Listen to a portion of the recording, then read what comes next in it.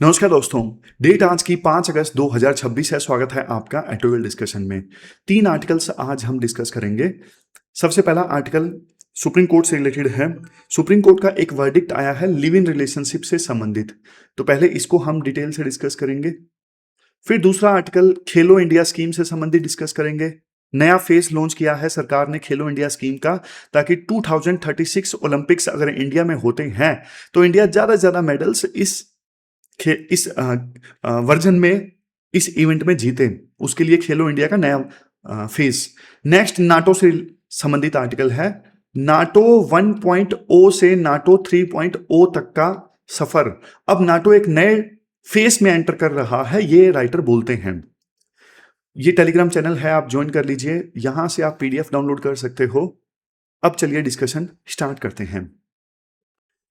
इसके बाद next article देखो, सुप्रीम कोर्ट ने ना डोमेस्टिक क्रूरल्टी लॉ को ना लिव इन रिलेशनशिप्स में भी अप्लाई कर दिया है।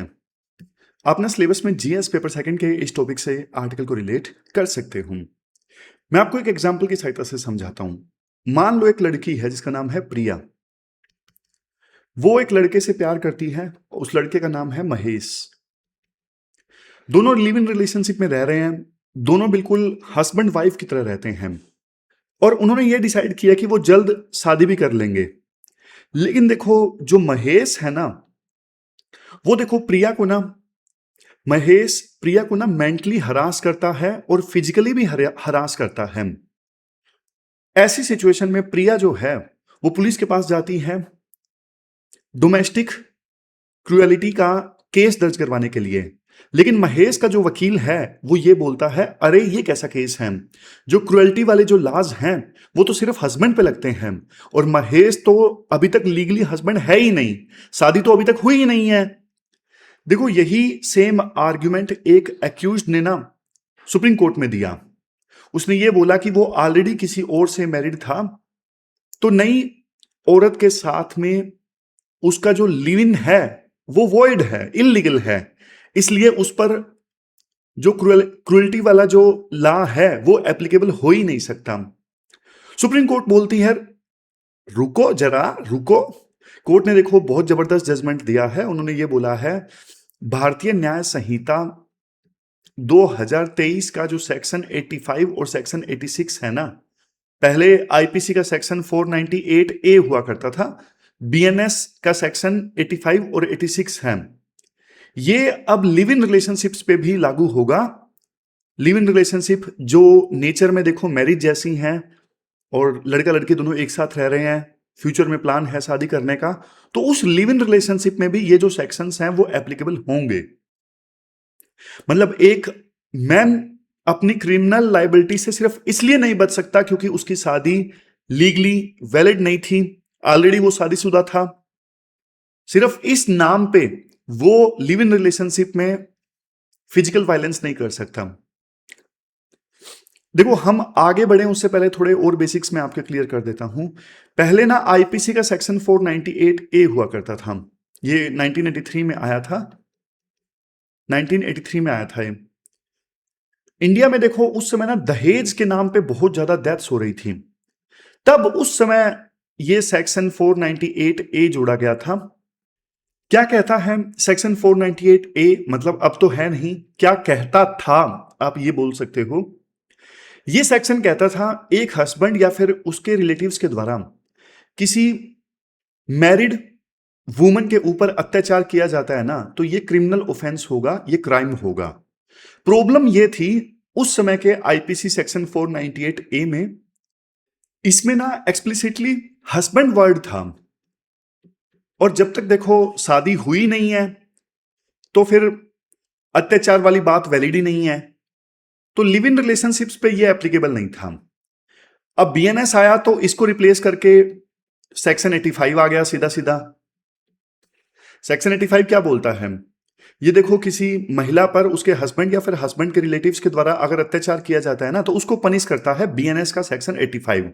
तो सीधा सीधा 498 ए बदल गया बीएनएस सेक्शन 85 में। और 86 क्या है, सेक्शन 86 आपके मन में आया होगा, सर ये क्या है सेक्शन 86।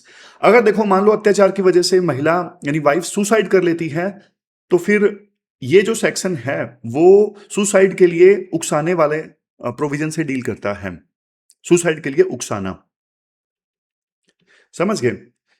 तो जो कमी रह गई थी ना कि लिव इन रिलेशनशिप के लिए ये एप्लीकेबल नहीं था, अब सुप्रीम कोर्ट ने उस कमी को पूरा कर दिया है अपनी जजमेंट से। आगे बढ़े उससे पहले देखो राइटर बोलते हैं कुछ और भी लॉज हैं वैसे अत्याचार को रोकने के लिए, जैसे डाउरी प्रोहिबिशन एक्ट है, दहेज को बैन करता है। इसके अलावा डोमेस्टिक वायलेंस एक्ट 2005 भी है। ध्यान दीजिए, देखो डोमेस्टिक वायलेंस एक्ट जो है ये एक सिविल लॉ है। इसने देखो सबसे पहले relationship in the nature of marriage को रिकॉग्नाइज किया था और औरतों को प्रोटेक्शन दी थी, लेकिन बीएनएस यानी पहले आईपीसी ये क्रिमिनल लॉ है।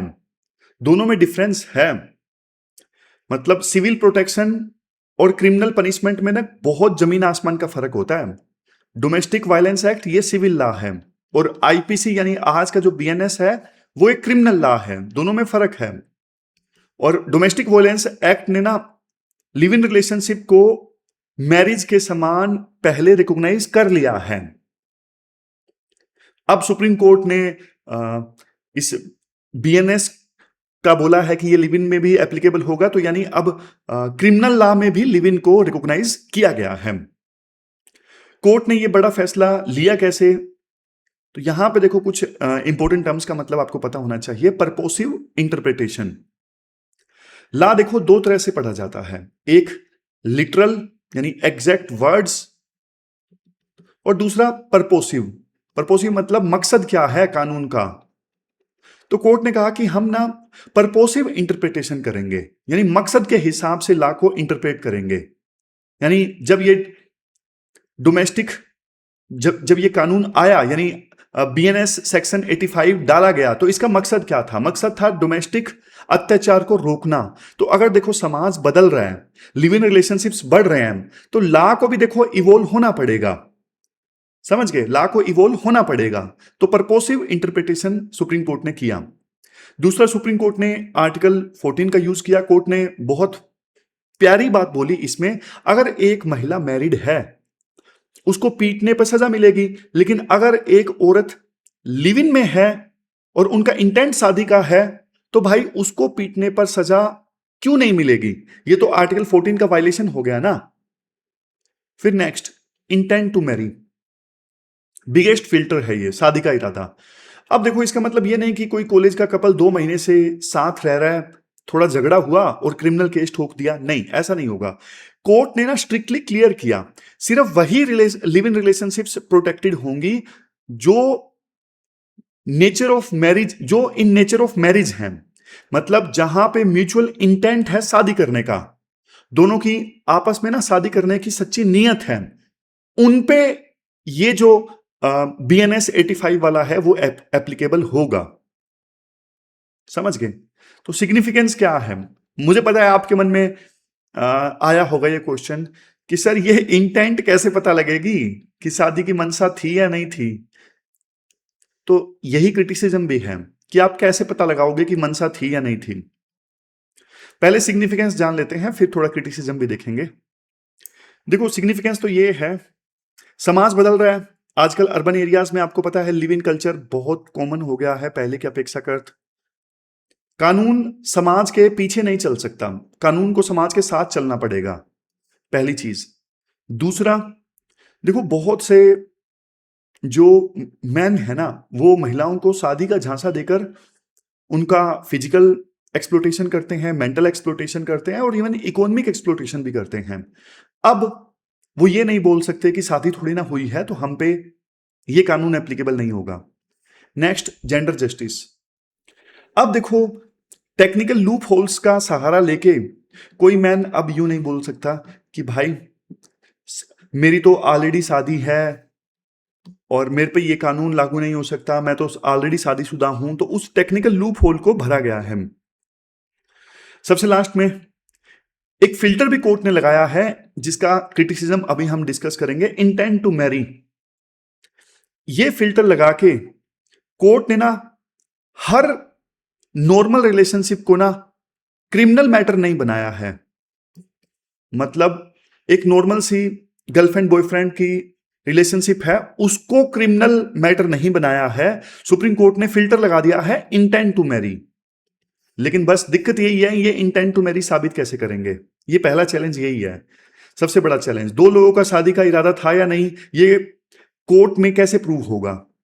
अब देखो, प्राइवेट मूवमेंट्स में कोई वादा किया गया है, उसको कोर्ट में कैसे साबित किया जाएगा? मतलब प्राइवेट मूवमेंट में बॉयफ्रेंड ने गर्लफ्रेंड को बोला है कि मैं तुमसे शादी करूंगा, अब गर्लफ्रेंड वो चीज कैसे साबित करेगी कोर्ट में? नेक्स्ट, जुडिशियल ओवररीच का डर। कुछ क्रिटिक्स देखो ये भी बोलते हैं कि सुप्रीम कोर्ट कानून बना रहा है, जबकि कानून बनाना देखो पार्लियामेंट का काम है। अगर लॉ में हस्बैंड लिखा है तो उसको लिव इन पार्टनर तक एक्सटेंड करना ये एक जुडिशियल लेजिस्लेशन है, जो कि नहीं होना चाहिए। Next, possibility of misuse. जैसे देखो 498A का बहुत ज्यादा मिसयूज किया जाता है कई बार वाइफ्स के द्वारा, और झूठे केस दर्ज करवा दिए जाते हैं हस्बैंड्स के अगेंस्ट। वैसे ही देखो लिव इन रिलेशनशिप में भी झूठे केसेस की बाढ़ आ जाएगी। अब वे फॉरवर्ड की बात करते हैं। सबसे पहले तो देखो लेजिस्लेटिव क्लैरिटी की आवश्यकता है। पार्लियामेंट को आगे आना होगा। पार्लियामेंट को बीएनएस सेक्शन 85-86 में ऑफिशियली अमेंडमेंट करना चाहिए और बताना चाहिए कि भाई लिव इन रिलेशनशिप में ये क्रिमिनल प्रोविजन लागू होगा या नहीं होगा, एक क्लियर डेफिनेशन देनी चाहिए। दूसरा, नेक्स्ट, जैसे देखो सुप्रीम कोर्ट ने डोमेस्टिक वायलेंस एक्ट में क्राइटेरिया दिया है ना, मतलब गाइडलाइंस दी हैं, वैसे ही इस केस में भी ना बाइंडिंग गाइडलाइंस देनी चाहिए ताकि कोई मिसयूज ना हो। नेक्स्ट, सुप्रीम कोर्ट का एक आदेश है अरनेश कुमार केस में कि भाई इन सेक्शंस में ना तुरंत गिरफ्तारी नहीं होनी चाहिए। ऐसा ना हो कि गर्लफ्रेंड जैसे ही केस दर्ज करवाए तुरंत की तुरंत बॉयफ्रेंड की गिरफ्तारी हो जाए, ऐसा नहीं होना चाहिए। पहले पुलिस वाले जो हैं एफआईआर को वेरीफाई करें। Next, harmonise legal framework. देखो ये बहुत सारे कानून है ना, जैसे भारतीय न्याय संहिता है, डोमेस्टिक वायलेंस एक्ट है, मेंटेनेंस लॉ है, स्टेट ने भी अलग अलग कानून बनाए हुए हैं, उत्तराखंड का यूसीसी है। सबके बीच में एक हार्मनी होनी चाहिए, एक कोहेरेंट सिस्टम जरूरी है। ऐसा नहीं होना चाहिए कि कोई कानून कुछ अलग बोल रहा है, कोई कानून अलग अलग बोल रहा है, ऐसा नहीं होना चाहिए। नेक्स्ट है सेंसिटाइजेशन एंड कैपेसिटी बिल्डिंग। जो पुलिस ऑफिसर्स हैं या फिर लोअर जुडिशरी है भाई, उनको भी ट्रेन करना पड़ेगा, वो सोच समझ के फैसला ले इन मामलों में। उन्हें इन मैटर्स को ना सेंसिटिविटी के साथ में डील करना होगा, बिना बाइसनेस के। ऐसा ना हो कि कोई जज ऐसा हो कि अरे आजकल ये लिव इन कल्चर गंद है, इसको तो जेल भेजो, इसको तो मारो, ऐसा वो प्रिजुडाइज नहीं आना चाहिए। तो ये पूरा आर्टिकल हमने डिस्कस किया। ये कीवर्ड्स हैं जो आप यूज कर सकते हो, और ये क्वेश्चन हैं जो पास्ट में यूपीएससी ने पूछे हैं। और ये देखो, ये पास्ट में पूछे हैं और ये आपको अटेम्प्ट करना है। आज का क्वेश्चन नंबर 1। अब चलते हैं आगे। इसके बाद देखो नेक्स्ट आर्टिकल स्पोर्ट्स से संबंधित है। आप ना सिलेबस में जीएस पेपर सेकंड के इस टॉपिक से आर्टिकल को रिलेट कर सकते हो। देखो स्पोर्ट्स जो है वो सिर्फ एक एंटरटेनमेंट का इशू नहीं है। मतलब स्पोर्ट्स से इंडिया या किसी भी देश की जो सॉफ्ट पावर है वो भी इंक्रीज होती है। जैसे ब्राजील है, ब्राजील की टीम जो है वो बढ़िया है फुटबॉल में, और इससे ब्राजील को बहुत ज्यादा सॉफ्ट पावर भी मिलती है, लोग ब्राजील को पसंद करने लगते हैं। तो इंडिया ना, आपको पता है काफी एम्बिशियस पावर है, सुपर पावर बनना चाहता है, हमारे एस्पायरेशंस तो हैं कम से कम। तो हमारा नया सपना है 2036 में ओलंपिक्स को होस्ट करना। लेकिन देखो सिर्फ ग्राउंड पर इवेंट कराना काफी नहीं है, एक प्रेस्टिजियस होस्ट को ना टॉप 10 में आना ही पड़ता है। और टॉप 10 एलीट क्लब में आने के लिए ना हमें लगभग 30 से 40 मेडल्स चाहिए होंगे। सबसे बड़ी बात, इसमें गोल्ड मेडल्स जो हैं वो डबल डिजिट में होंगे, यानी 10+। और देखो ओलंपिक्स में डबल डिजिट में मेडल्स जीतना आपको ही पता है कितना मुश्किल काम है। आप एक केस स्टडी लीजिए। 2008 से पहले ना, बीजिंग ओलंपिक से पहले चाइना ने ना प्रोजेक्ट 119 चलाया था। उन्होंने एथलेटिक्स और स्विमिंग जैसे मेडल हैवी गेम्स को ना टारगेट किया था, और इसका नतीजा ये निकला, उन्होंने ना बिल्कुल टेबल पे टॉप कर दिया। तो इंडिया को भी ना यही मॉडल चाहिए, जैसा चाइना ने बीजिंग में ओलंपिक्स ऑर्गेनाइज करने से पहले प्रोजेक्ट 119 चलाया था ना, इंडिया को भी ऐसा ही कुछ प्रोजेक्ट चलाना पड़ेगा। और अगर देखो डेटा देखें, हमने पास्ट में कितने कितने मेडल जीते हैं। टोक्यो ओलंपिक्स में ना, टोक्यो ओलंपिक्स 2021 में हुआ था, उस समय इंडिया की जो बेस्ट परफॉर्मेंस थी ओलंपिक्स में, रैंक 48, हमें टोटल 7 मेडल्स मिले। कितने? 7 मेडल्स। पेरिस में ओलंपिक हुआ 2024 में, हालात थोड़े खराब हुए, मतलब थोड़ी सिचुएशन खराब हुई, रैंक 71 इंडिया को मिली और इंडिया ने टोटल 6 मेडल जीते, टोक्यो से एक कम। अब आप खुद सोचिए, रैंक 71 से सीधा रैंक टॉप 10 में इंडिया कैसे आएगा? मतलब बहुत बड़ा रिफॉर्म हमें लेके आना पड़ेगा। हमारे पास देखो इनफ वर्ल्ड क्लास परफॉर्मर नहीं है, यही सच्चाई है। और इसी गैप को भरने के लिए ना सरकार ने फिलहाल एक नया मास्टर प्लान बनाया है। क्या है मास्टर प्लान?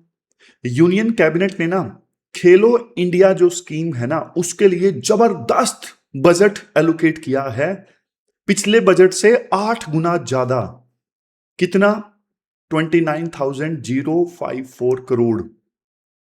और टोटल जो खर्चा होगा 26 से लेके 31 के बीच में, 2026 से लेके 2031 के बीच में, वो 36,441 करोड़ होगा।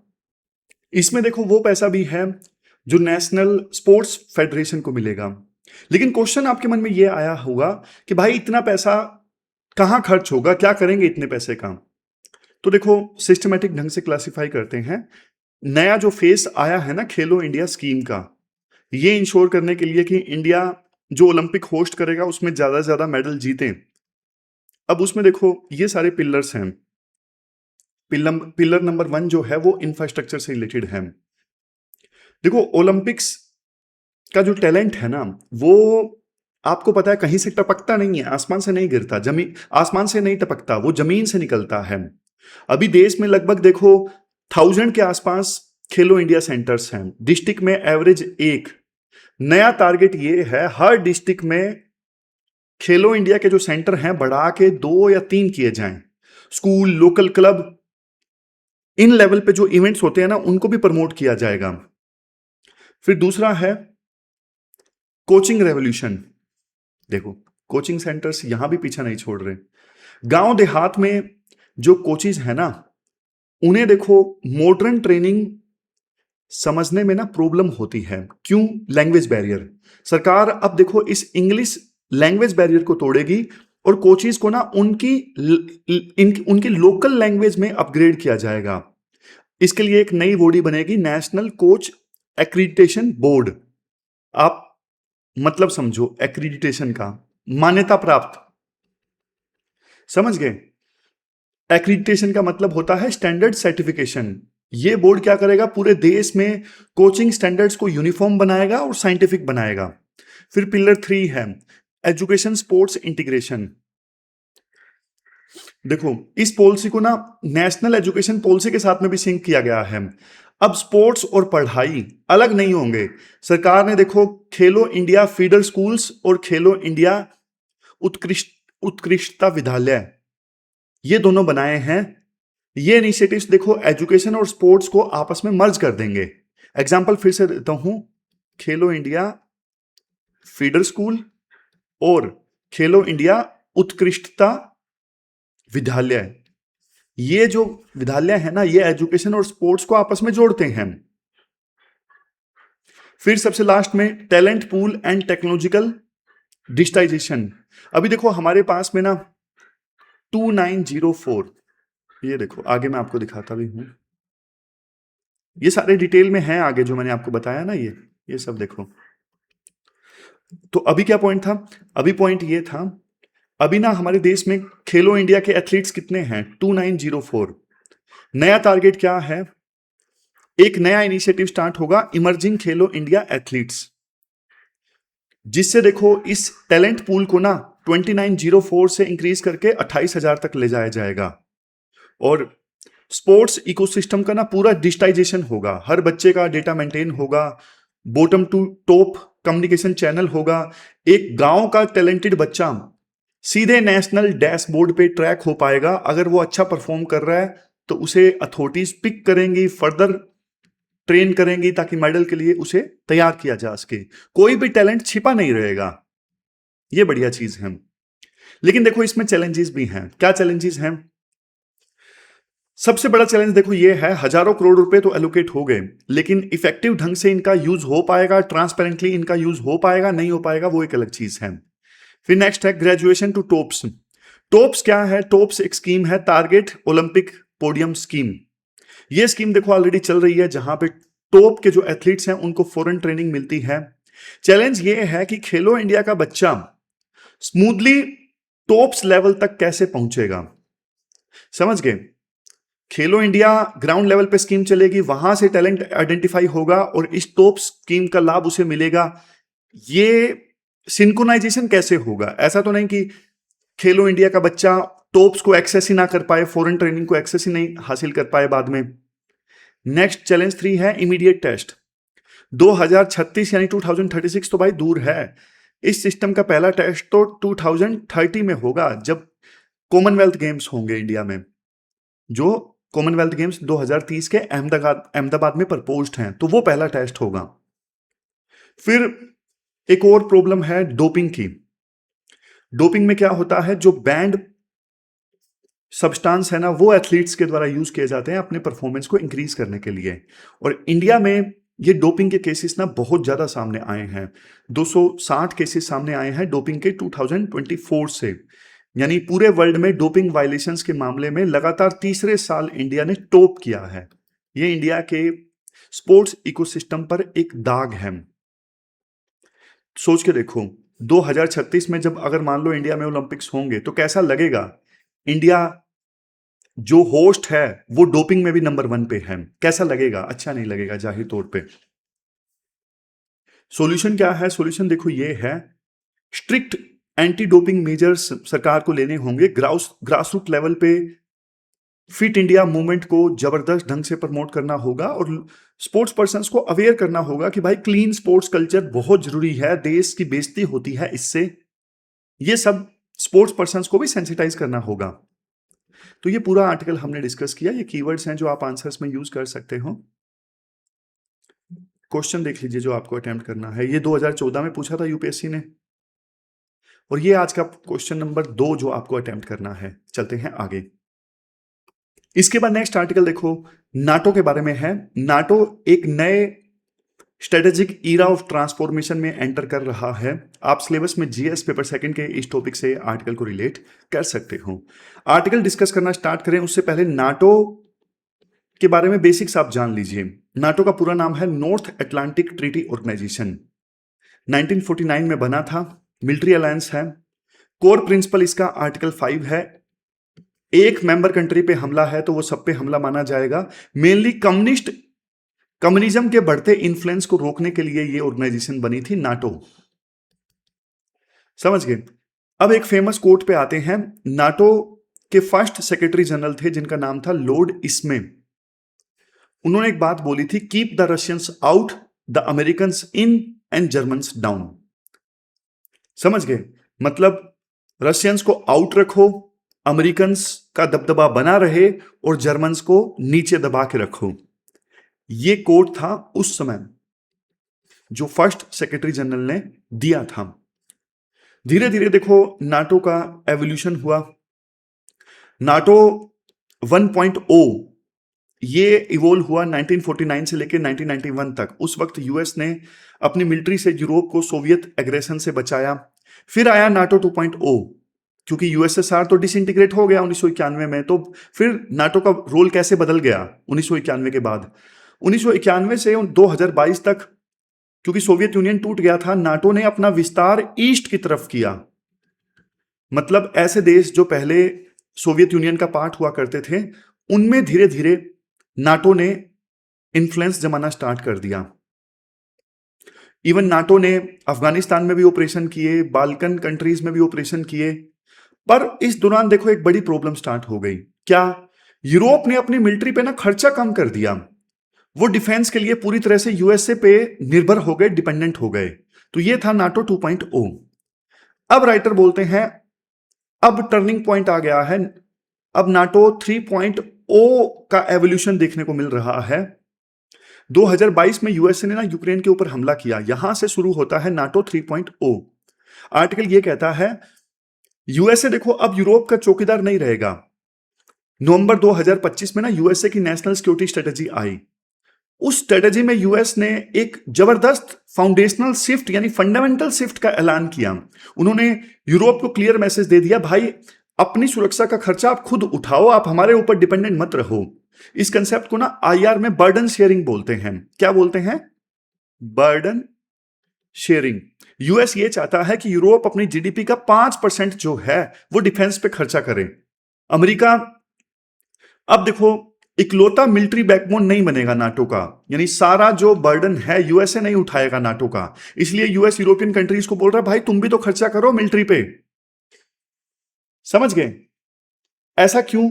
क्योंकि भाई देखो ऐसा भी यूएस को इंडो पैसिफिक भी देखना है। अगर यूएसए का पूरा ध्यान मान लो अटलांटिक ओशन में रहेगा तो फिर चाइना को कैसे कंटेन करेगा US? China Indo Pacific region में अपनी मनमानी कर रहा है। इसलिए पुराना जो कोट है ना वो अब बदल गया है। अब देखो पिक्चर में चाइना की एंट्री हो गई है। और देखो डेटा ना इस बात की गवाही देता है कि यूएस सच में जो ट्रूप्स हैं कम कर रहा है। आप देखो यूक्रेन वार शुरू होते ही ना यूएसए के 1 लाख जो सोल्जर्स थे वो यूरोप गए, लेकिन 2025-26 में ना यूएस ने जर्मनी से 5,000 जो सोल्जर्स थे वो वापस बुला लिए। पोलैंड भेजे जाने वाले 4,000 ट्रूप्स को कैंसिल कर दिया। यूएस की जो मिलिट्री प्रेजेंस है यूरोप में अब घट रही है। अब यूएस की मिलिट्री प्रेजेंस यूरोप में 75,000 से लेके 80,000 के बीच में रह गई है। और ये नंबर देखो प्री यूक्रेन वार लेवल के बराबर है। अब इतनी ज्यादा बारीकी की डिटेल्स हमें याद करने की आवश्यकता नहीं है। मेन बात यही है कि भाई नाटो के ऊपर यूएस अब कम खर्चा कर रहा है और इवन ट्रूप्स भी कम कंट्रीब्यूट कर रहा है। समझ गए? और इवन अपने हथियार भी कम डिप्लॉय कर रहा है यूएस यूरोप में। लेकिन क्वेश्चन ये उठता है कि मान लो यूरोप जो है अपनी जीडीपी का 5% अगर डिफेंस पे खर्च करेगा तो सारी प्रॉब्लम्स ठीक हो जाएंगी। इसका आंसर देखो 2025 के हेग समिट में मिला। इस समिट में बड़े बड़े टारगेट सेट किए गए थे। सबसे पहला तो बेसिक टारगेट यूरोप ने ये बोला 2035 तक वो जीडीपी का 3.5% जो है वो डिफेंस पे खर्च करेंगे। जर्मनी ने अपनी डिफेंस स्पेंडिंग जो है वो डबल कर दी। रशिया ने रिस्पोंड किया। रशिया ने भी नए मिलिट्री बेस बनाने स्टार्ट कर दिए वेस्टर्न बॉर्डर्स पे। लेकिन यहां पे एक रियल चैलेंज जानते हो क्या है? रियल चैलेंज ये है अमेरिकन मिलिट्री इकोसिस्टम को रिप्लेस करना। आप ध्यान से समझिएगा।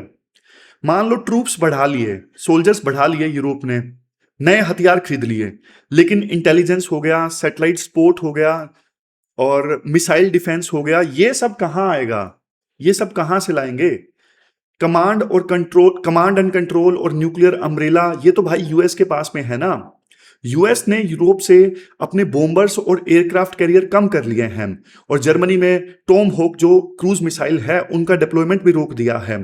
तो इससे पता लगता है कि यूरोप कितना ज्यादा डिपेंडेंट है यूएसए के ऊपर। पूरा इकोसिस्टम यूएस का है भाई। तो यहां पे इंडिया के पास में अपॉर्चुनिटी आती है। इस वजह से हमने पूरा आर्टिकल डिस्कस किया। जियोपॉलिटिक्स में ना हर चीज आपको पता है कनेक्टेड होती है। अगर देखो यूरोप अपनी सिक्योरिटी खुद संभालेगा तो यूएस फ्री होकर कहां पे फोकस करेगा? यूएस फ्री होकर फोकस करेगा इंडो पैसिफिक रीजन पे। ये इंडिया के लिए बहुत बड़ी स्ट्रेटेजिक अपॉर्चुनिटी होगी क्योंकि इंडो पैसिफिक रीजन में आपको पता है चाइना की जो असर्टिवनेस है वो लगातार बढ़ रही है। चाइना अपनी मनमानी करता है इंडो पैसिफिक रीजन में। तो अगर यूएस अपनी मिलिट्री अपना डिप्लोमेटिक रिसोर्स यहां पे लगाएगा तो इस रीजन में बैलेंस ऑफ पावर मेंटेन होगा और चाइना की जो एग्रेसिवनेस है वो कम होगी। दूसरा बड़ा फायदा देखो इंडिया को यूरोप से है।